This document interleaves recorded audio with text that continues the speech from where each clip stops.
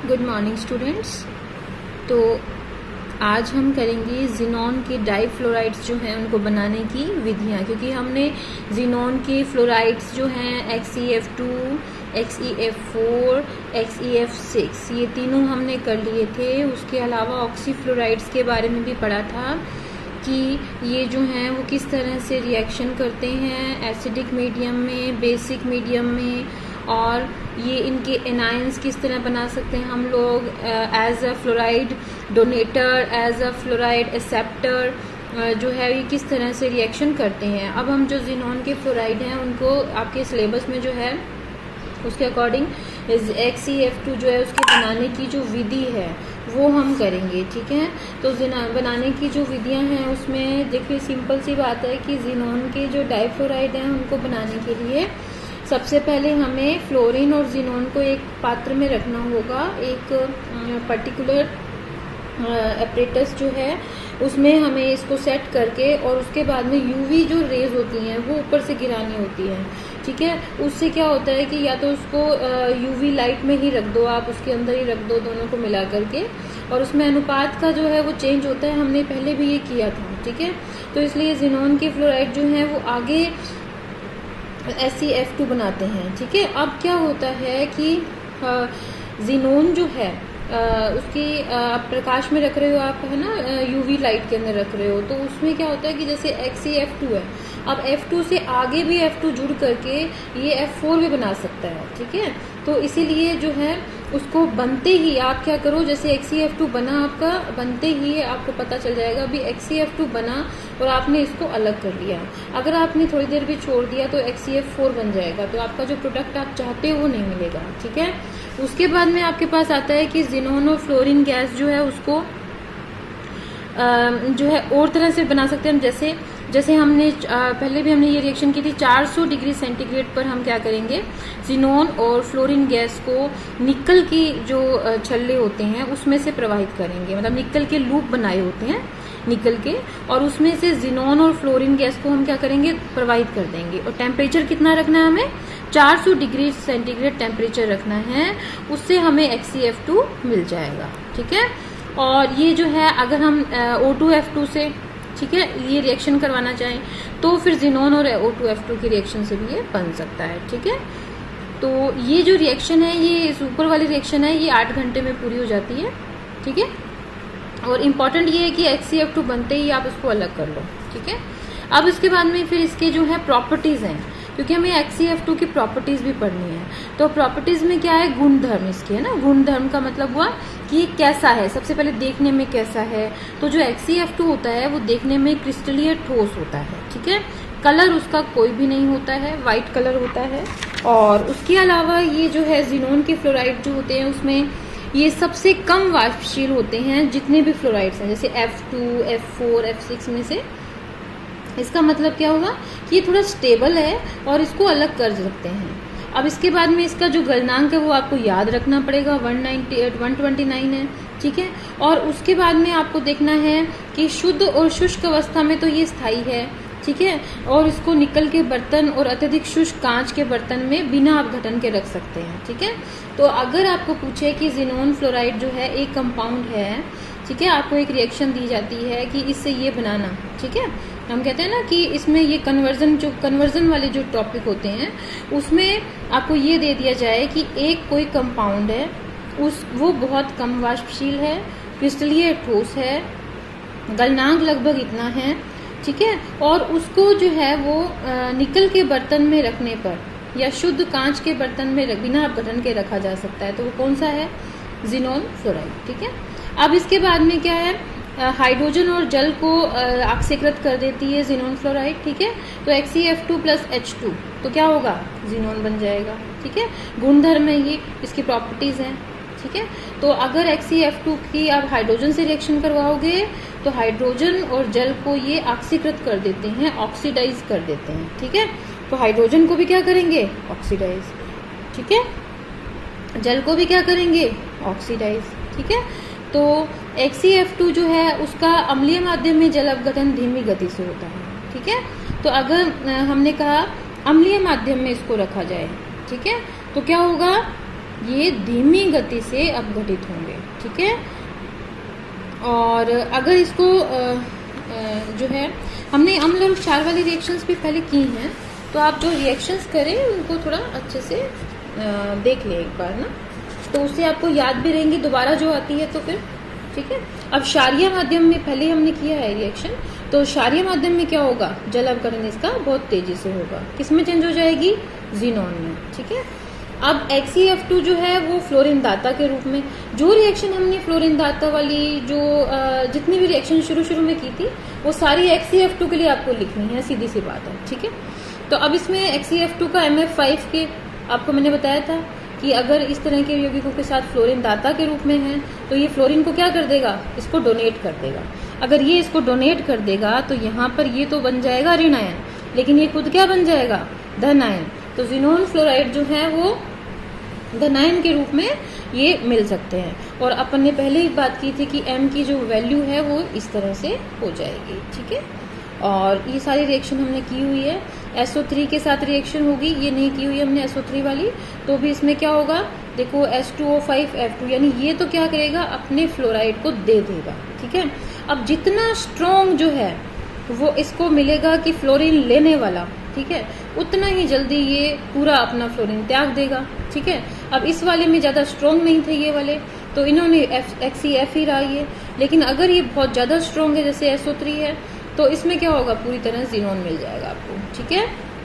इसी तरह इथाइलिन है, इथाइलिन जो है एक F इधर लग जाता है, एक F इधर लग जाता है, आपको पता ही है, ठीक है। तो इसके क्या होगा, इसका मतलब दोनों फ्लोराइड ये ले लेगा, है ना, स्ट्रॉन्ग है, ठीक है। बेंजीन है, बेंजीन के क्या है कि यहाँ पर ज़ीनोन फ्लोराइड की रिएक्शन करवाएं तो यहाँ पर क्या होता है कि C6H5F बनता है एक तो, और एक ज़ीनोन अलग बन जाएगा और एक HF बन जाएगा, ठीक है। तो यहाँ पे ये F बनता है, ठीक है, ज़ीनोन ये बन जाएगा टोटली, ठीक है। तो यहाँ पर ज़ीनोन जहाँ बन रहा है वो याद रखें कि ओनली ज़ीनोन कहाँ बन रहा है, ठीक है। और अब उसके बाद में आपके पास क्या आता है कि जलीय विलयन के अंदर जो है, अगर अम्लीय विलयन है, याद रखिएगा ये बहुत अच्छे से कि जलीय अम्लीय विलयन में प्रबल ऑक्सीकारक अभिकर्म की तरह ये कार्य करते हैं, ठीक है। तो अगर हम ज़ीनोन फ्लोराइड को कौन से वाला वातावरण में, एसिडिक यानी HCl वाले में, या कोई भी तरह से एसिडिक हो जो, ठीक है, उसको अगर इस वातावरण में रखा जाएगा तो ये प्रबल ऑक्सीडाइजिंग यानी दूसरे का ऑक्सीडेशन कर देंगे, ठीक है। तो जैसे कि ये है, ठीक है। तो यहाँ पर जो है आपके पास जैसे BrO3 है, ये रिएक्शन हमने पहले भी की थी ज़ीनोन फ्लोराइड के साथ में जलीय माध्यम में, तो ये क्या हो जाएगा, ज़ीनोन मिल जाएगा, HF बनेगा और PrO4 बन जाएगा, ठीक है। तो इसी तरह से पोटेशियम आयोडाइड के साथ रिएक्शन ये भी हमने पहले की थी, ठीक है। तो इसी तरह से यहाँ पर जो है सल्फ्यूरिक एसिड और इसके जो सीरिक सल्फेट जो उसके कंपाउंड है उसके साथ में जो है ज़ीनोन फ्लोराइड के साथ में रिएक्शन है, इससे भी देखिए ज़ीनोन बन रहा है। हमारा मेन मकसद क्या है, ज़ीनोन जो है वो किस तरह से बन रहा है और ये अम्लीय माध्यम में किस तरह से रिएक्ट कर रहा है। अब देखिए इसकी अगर फ्लोरीन से रिएक्शन करें, अपन ने पहले भी कहा था कि ये F4 और सबसे पहली रिएक्शन हमने यही की थी, ठीक है। तो आपको सिर्फ रिएक्शन सेम वही हैं, आपको सिर्फ पहले वाला जो ज़ीनोन का मैंने करवाया था as a fluorine donator, as a fluorine acceptor, वो 3 टाइप की जो रिएक्शंस हैं वो आपको अच्छे से लर्न करनी है। उसके बाद में आप कहीं भी एग्जाम्पल इनका दे सकते हो, ठीक है। उसके बाद में आपके पास आता है इंफ्रारेड तथा रमन स्पेक्ट्रोस्कोपी से इसकी स्ट्रक्चर हम बता सकते हैं। गैसीय अवस्था में भी कैसी बनेगी, रेखीय संरचना, ठीक है। तो XeF2 क्या है, एक रेखीय संरचना वाला कंपाउंड है। बाकी मैं आपको एक टेबल बना के दूंगी, वो टेबल आपकी बुक में भी है, तो वो टेबल आप लर्न कीजिए, उससे आपको ज़ीनोन के सारे कंपाउंड क्लियर हो जाएंगे, ठीक है।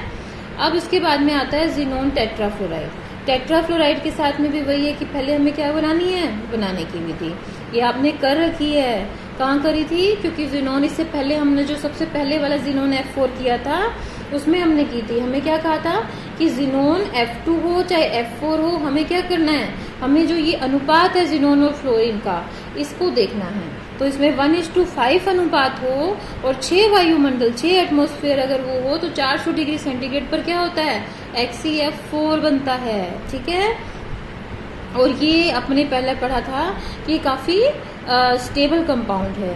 ठीक है, अब इसमें ये कैसा है तो इसके गुणधर्म देख लेते हैं हम लोग। HCF4 की बात कर रही हूँ मैं, तो इसमें देखिए उसकी तो 129 था, है ना, तो आप इस तरह से एक टेबल बना के लिख सकते हैं कि HCF2 का कितना है गलनांक 129, आपको याद रह जाएगा। HCF4 का कितना है 117 डिग्री सेंटीग्रेड, तो आपको इस तरह से लर्न करना है। ठीक है, अब HCF2 की भांति ही यह भी HF में बिना किसी आयनिक परिवर्तन के विलय होता है। ठीक है, शुद्ध रूप से स्थायी होता है।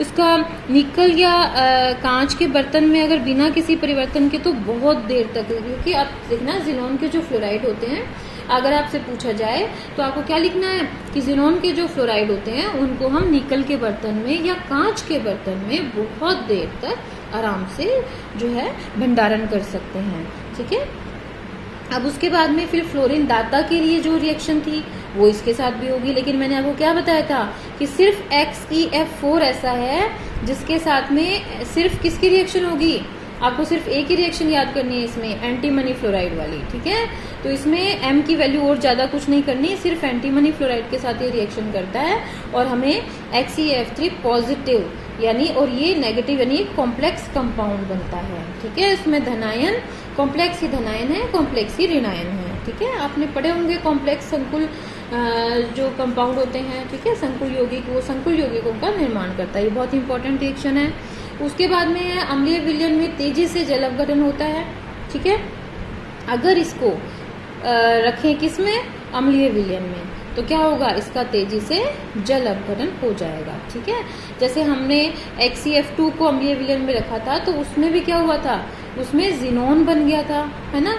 इसमें क्या होगा, ज़ीनोन तो बनेगा ही, बट इसके साथ साथ ज़ीनोन ऑक्साइड भी बनेगा, ट्राई ऑक्साइड, और HF और O2 बनेगा। ठीक है, उसमें हमने क्लोरीन निकाला था। ठीक है, तो अब इसके अंदर क्या है कि आपको क्षारीय माध्यम में क्या बनता है, देखो क्षारीय माध्यम में हमने जो ज़ीनोन के जो दूसरे कंपाउंड थे उसके बारे में भी बात की थी, है ना। तो क्षारीय माध्यम का मतलब होता है OH से रिएक्शन, है ना, सेम रिएक्शन है। देखिए आपने, मैं आपको दिखाती हूँ, XeF4 दिखाती हूँ। ठीक है, तो XeF4 का क्या है